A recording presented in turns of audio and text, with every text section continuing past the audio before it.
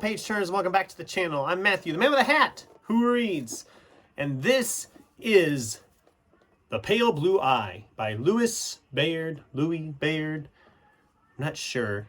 Louis, it's all can be spelled that way, so it's something along them lines. So I wanted to share my thoughts on this one. I haven't done an actual review for anything for quite a while and thought this would be a good one to talk about. This one is, it's interesting. It's probably more historical fiction than mystery, and I've said before, historical fiction is not really my thing. I don't click with it as well, so I did have some problems with this book. I almost think it works better as a movie. I saw the movie a couple years ago, and the movie came out on Netflix, and I think I liked the movie better just because I think it flowed better. But anyway, what's it about? So at West Point Academy in 1830, they find one of the cadets has hung himself out in a tree with a rope, and his heart has been cut out of his chest.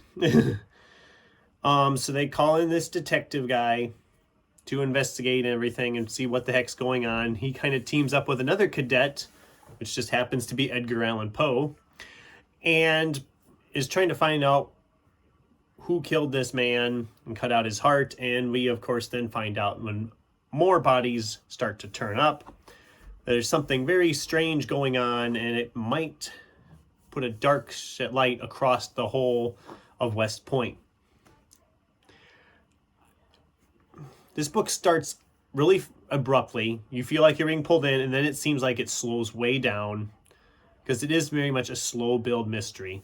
The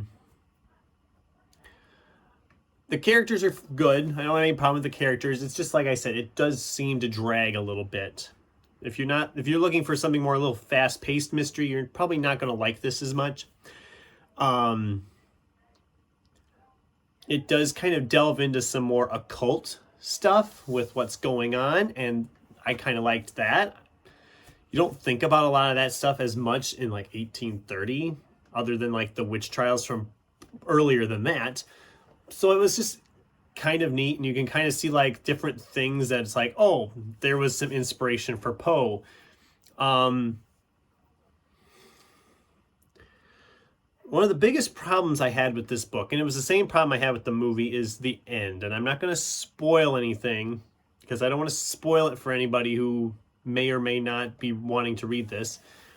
The final resolution for the mystery just seems to come out of nowhere.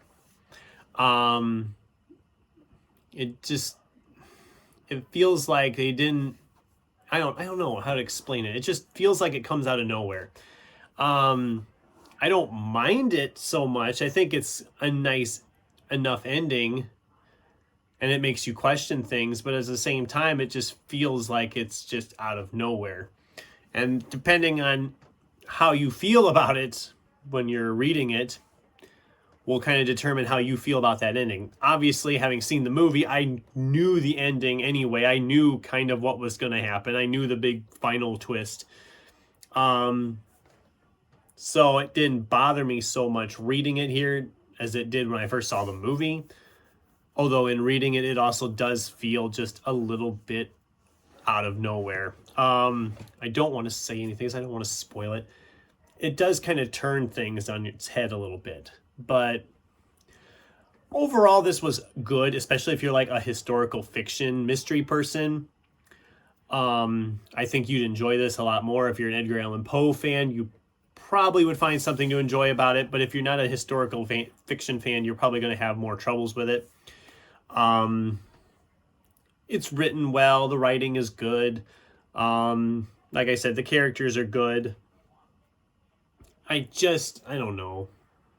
It was a 4-star read for me. I didn't love it. I didn't hate it. I was thinking I would love it a lot more. I mean, the movie, I think, was a 4-star for me when I watched the movie, too. So it's kind of right in there with the movie. It felt like a very faithful adaptation. This isn't really an adaptation discussion because it's been just long enough since I saw the movie, and I don't have time to watch it again now.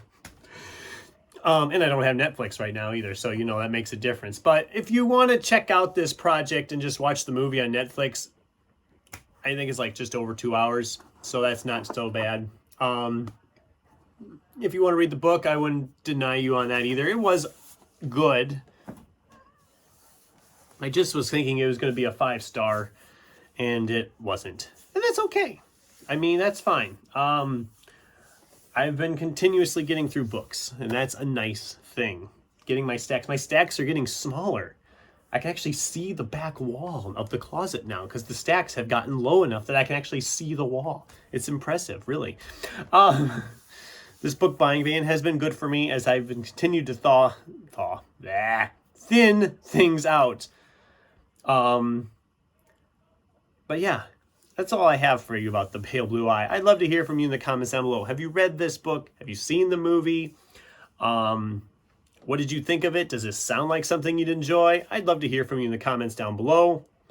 Thanks for watching, and until next time, keep turning pages.